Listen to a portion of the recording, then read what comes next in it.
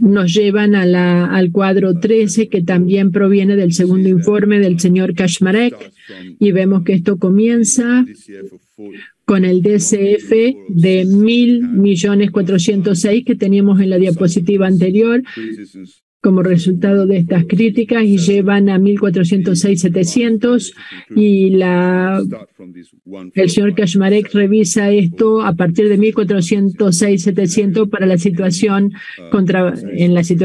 el análisis en la situación contrafáctica, y tiene en cuenta la situación real y empresas, transacciones comparables. Ya habíamos hablado de cómo se pondera esto, y en el señor Kaczmarek tenemos un resultado que nos lleva a 1.479.300 y después 562,4 en la situación real que hemos estado hablando en esta audiencia. Y luego van a ver a continuación la deuda neta superavitaria, y esta es la conversación que habíamos tenido. Sí, ya lo sé, dice la presidenta. Pasamos al cuadro 14. Tenemos un resumen de las conclusiones del señor Kaczmarek en el primer arbitraje. Son 21 millones para los flujos perdidos y 222 para el valor perdido. Flujos de caja perdido 21 millones, pérdida de valor 222. Luego vamos al procedimiento de nueva sumisión 62-63, y aquí esto proviene del cuarto informe de Kaczmarek, que es el último en el arbitraje de nueva sumisión, cuadro 13. Ustedes verán que comenzamos con la situación contrafáctica bajo DCF, que es lo mismo, 1.406, que es lo que teníamos en el primer arbitraje. Y luego tenemos una vez más 60-30-10%, que termina con el valor ponderado de empresa de 1.479.300, que es lo que teníamos en el primer caso, 300.000, y lo que habíamos hablado en el primer arbitraje, que todavía aparece aquí en el resumen del valor perdido para la demandante en el segundo arbitraje. Entonces no hay gran cambio. Luego vemos en la diapositiva 64 en adelante pasajes de las conclusiones del señor Abdallah, crítica al señor Kaczmarek. Como ya les dijimos, no hubo un cálculo de DCF separado realizado por el señor Abdallah, sino que hubo toda una serie de correcciones que se sugirieron a los cálculos del señor Kaczmarek, y hemos identificado las partes más pertinentes de dichas críticas en la diapositiva 65, 66, 67, 68. Entonces, en la diapositiva 69 tenemos una comparación entre el cálculo de daños cálculo de daños de un perito y otro. Un momento, tengo que tomar una nota.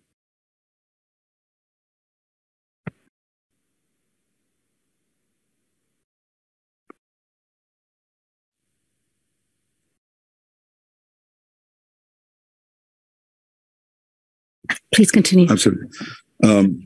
Continúe. Aquí vemos las tablas 1 y 2 del cuarto informe de Compass de septiembre de 2018. Observamos aquí el cálculo del impacto aritmético real de las conclusiones del señor Kaczmarek y luego las del doctor Abdallah, y vemos cómo cambian cada uno de los valores. Y en el comentario que hacía antes respecto de contradicciones y los intereses, Esto se refiere a lo que estamos viendo aquí en la pantalla y la discusión del tipo de interés y cuál es el tipo aplicado en la columna a la izquierda correspondiente al señor Kaczmarek y en la otra columna a la izquierda. Pero cuando habla de múltiplos, son los múltiplos que afectan al valor real, ¿no? O sea, no hay ningún múltiplos aquí utilizados a fin de calcular el valor contrafáctico. O sea, teóricamente se podría, pero me parece algo difícil. Respuesta. Creo que sí, sería difícil. Tiene usted razón, Presidenta. Ahora, estos múltiplos a la derecha se utilizan a fin de calcular el contrafáctico, porque creo que solo hemos visto proyecciones de flujo de caja.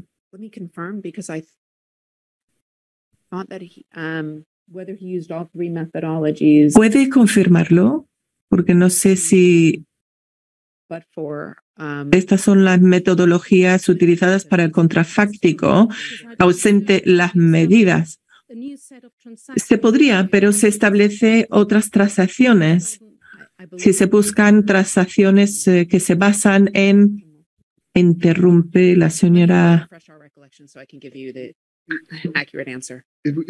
Vamos a reflexionar antes de dar una respuesta. Esto es lo que dice el señor Kaczmarek que ha hecho. Dice que para el contrafáctico hace una media ponderada de la empresa cotizada y hace una comparativa con transacciones comparables. Pero es diferente entre el contrafáctico y el real. Por supuesto, podrían encontrar otra cartera de transacciones que no se aplicarían al valor real, pero serían relevantes para el contrafáctico.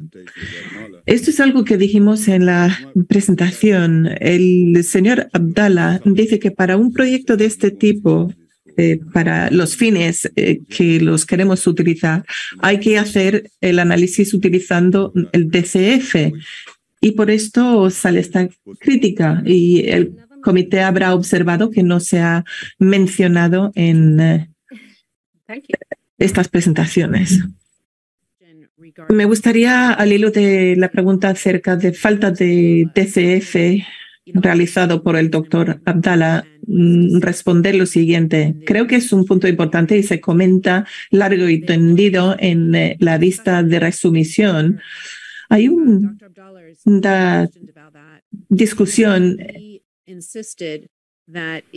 y al señor Abdallah se le pregunta y él insistió que sería imposible en el contrafáctico hacer una valoración DCF a fin de proyectar flujos de caja futuro y insisten que es imposible porque no se podría conocer los periodos tarifarios a futuro, no se puede conocer ese dato. Y se dice, bueno, pues nunca se sabe cuáles van a ser los flujos de caja en cualquier negocio. Y en este negocio, que es un sector muy regulado, hay mucha más incertidumbre que en otras empresas en el mundo, pero hay que poder valorar el negocio en cualquier momento de manera razonable. Y hubo ese vaivén con él y él insistió en que no era posible y no quería adoptar una posición, simplemente se negó a aceptar que se podría hacer el DCF. Entonces, si se le preguntó si contratase a alguien para hacer una valoración, cómo tendrían que plantearse esa valoración a futuro. Y él admitió que, bueno, pues habría que proceder de esa manera, con un DCF. Y él luego dijo algo y lo llamó el modelo a futuro perfecto. Y nunca había oído ese término. Y él dijo que se podía hacer unas proyecciones a futuro a fin de conocer cuál sería el valor al futuro y, por tanto, el real sería equivalente al contrafáctico. Por tanto, había 0 daños y con esa información perfecta a futuro se conocería en todo momento qué pasaría en el futuro, pero no tiene sentido. Y esto es algo que él sostiene y lo dice en sus informes. Habla en inglés del perfect foresight, o sea, información perfecta a futuro, y se podría con esta información perfecta a futuro hacer unas proyecciones. Entonces, en el caso de Navigant, lo que hace el señor Kaczmarek a fin de establecer los flujos de caja contrafácticos 2010 a 2013, tenía que analizar los ingresos de la empresa y conocer cuáles eran los gastos de la misma, a fin de poder hacer proyecciones a futuro de estos dos elementos. Entonces, al analizar los ingresos, se encuentran en la tarifa que recibe por la electricidad generada, pero la empresa paga el coste de esa generación, pero traslada ese coste al consumidor.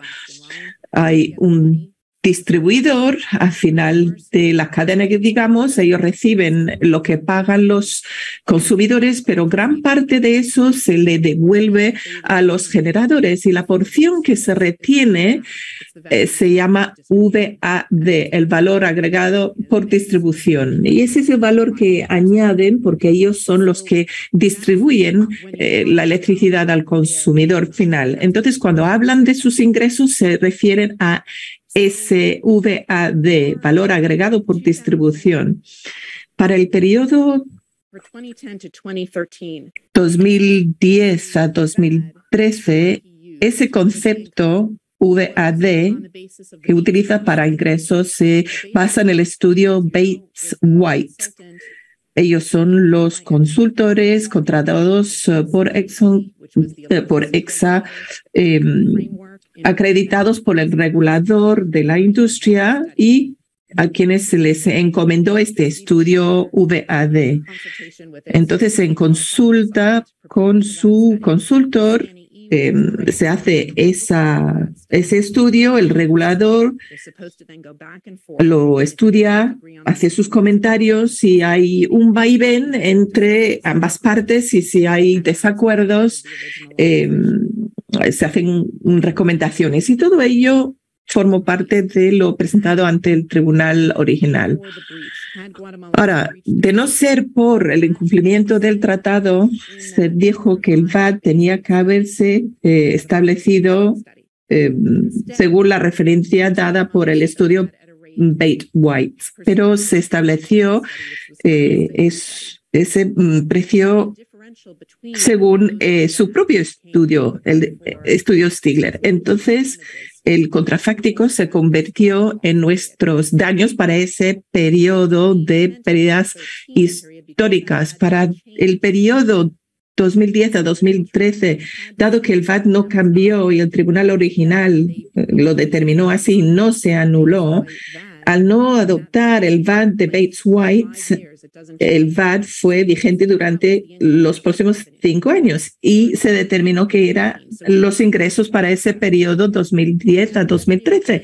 No era necesario, por tanto, hacer unas proyecciones. Y el estudio VAT se hace en términos reales. Había que, por tanto, para convertirlo en términos nominales, hacer un ejercicio mediante el IPC, y el doctor Abdallah no se opuso al utilizar ese índice para hacer el ajuste por inflación, pero más adelante sugirió que el señor Kaczmarek tenía que haber incluido un elemento de inflación en la moneda local, pero de haberlo hecho el señor Kaczmarek hubiera incrementado el VAD, incrementando los flujos de caja en el contrafáctico y a la vez los daños de las demandantes. ¿Es esa una de las 4 críticas? La señora ha dicho que sí, pero ahora quizás no. Presidenta, ¿podría recordarme cuáles eran las 4 críticas? Sí, si me permite, nos hemos resistido hasta ahora de discutir los méritos de los cálculos de daños de las partes. Pero ahora, mirando las transparencias, se está diciendo esto es lo que dice una parte y esto es lo que dice la otra. Y no nos hemos metido en una discusión sobre la razonabilidad de los cálculos del señor o falta de razonabilidad de los cálculos hechos por el señor Kaczmarek. Pero ahora creo que vamos más allá del alcance de decir lo que dice una parte y la otra. No sé si es pertinente para el comité, Presidenta. Hasta ahora no he oído nada que me haya parecido impropio aquí. Pues esto es respecto a la parte de ingresos. Después había que hacer el cálculo de los costes para el contrafáctico en el periodo 2010 a 2013. Empieza con los costes reales de EXA y las proyecciones. Típicamente se analiza los costes más recientes, o sea, a partir de la fecha de valoración del 2010, pero en lugar de ello, mira los costes reales de EXA al final del 2007, proyectando esos costes a futuro, y lo hace porque la nueva tarifa o el nuevo VAT adoptado en el 2008 se había recortado en un 50%, o sea, se ha dicho 15 o 50 en inglés, así que a partir de 50%, reduciendo en un 40% los ingresos del VAT. Ahora, esto incrementaría en el contrafáctico el valor de la demandante y la cuantía que se reclama.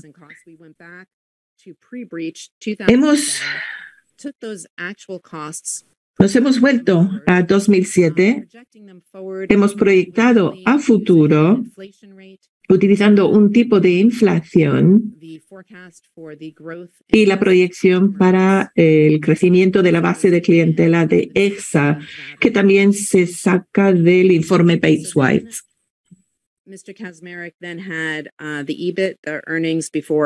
Entonces tenemos los ingresos con el EBITDA, o sea, ingresos menos costes.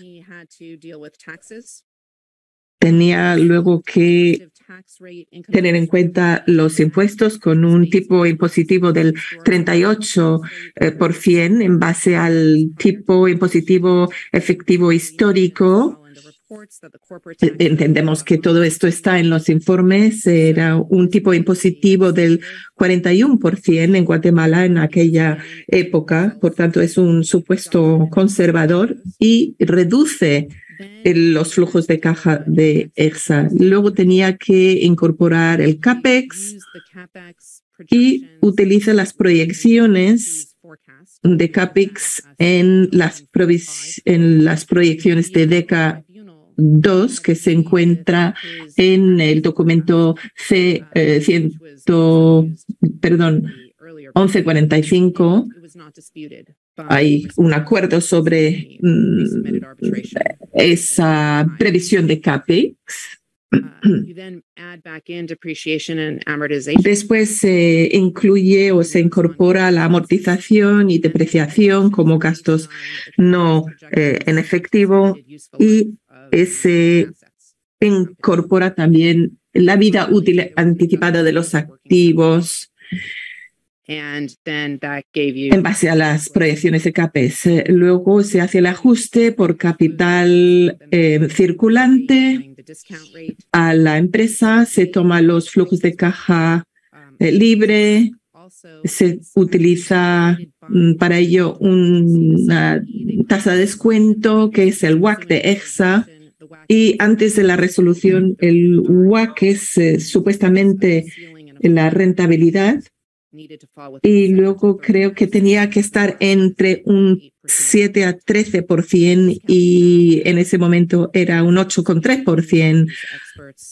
Y no hay disputa entre las partes respecto del tipo de descuento que se aplicó. Y así es como él calcula el WACC para... así es como calcula el flujo de caja del contrafáctico para el periodo. Pero ¿qué pasa con los flujos de caja libre? ¿Se conocían en ese procedimiento de nueva sumisión? Sí, en la vista original nos criticó el cálculo de flujo de caja a la empresa, pero en nueva sumisión se dijo que tenía que haberse calculado no para la empresa, sino para los accionistas. Y eso fue una novedad. Y las otras tres se conocían para ese proceso de nueva sumisión. Bueno, sí, porque Abdallah había dicho anteriormente que era imposible hacer esas proyecciones, pero ahora se sabía que había un incumplimiento. No es así exactamente. Cuando dijo que era imposible hacer esos cálculos, eso fue en la vista de nueva sumisión. Por tanto, él había hecho unos cálculos de los daños de TECO en el arbitraje original y había planteado una serie de cuestiones. No planteó ninguna de estas en particular, pero esas cuestiones y críticas que él había planteado en el arbitraje original, discutido por las partes, el tribunal adoptó el modelo de Kaczmarek y luego él plantea estas nuevas críticas no presentadas anteriormente. ¿Quería usted hacer una pregunta o un comentario? Sí, en respuesta a su pregunta respecto de por qué son 4 críticas. Y es a lo que vamos aquí en la transparencia 67 de nuestra presentación. Se pueden encontrar.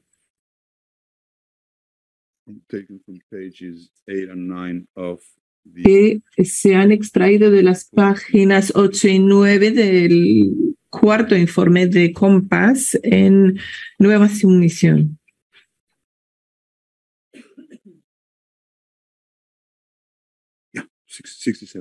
Sí, es la transparencia 67.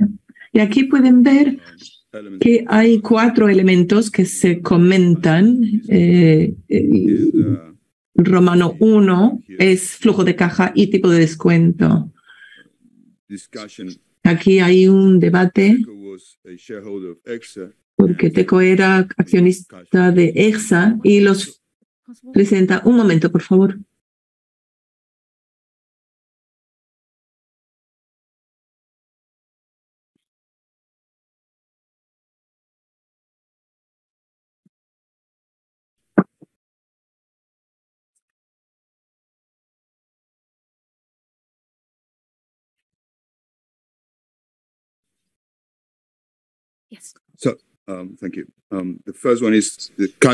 En primer lugar, flujos de caja y tipo de descuento.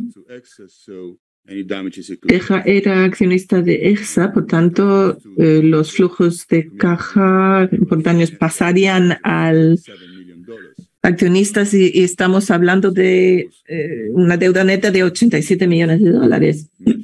Entonces, si se miden flujos de caja a la entidad o al accionista, hay una diferencia importante. Y luego, gasto de explotación es el segundo elemento.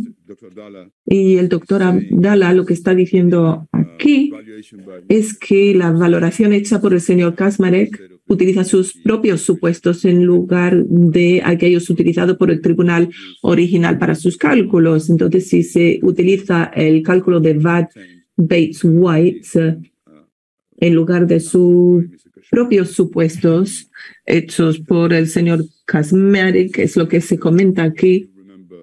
Y aquí recordarán que sacamos un extracto de del transcript en la audiencia de nueva sumisión. Se hace referencia a lo que dice el señor Alexandro respecto del efecto de elasticidad pero el señor Kaczmarek no aborda este efecto porque se hacen las proyecciones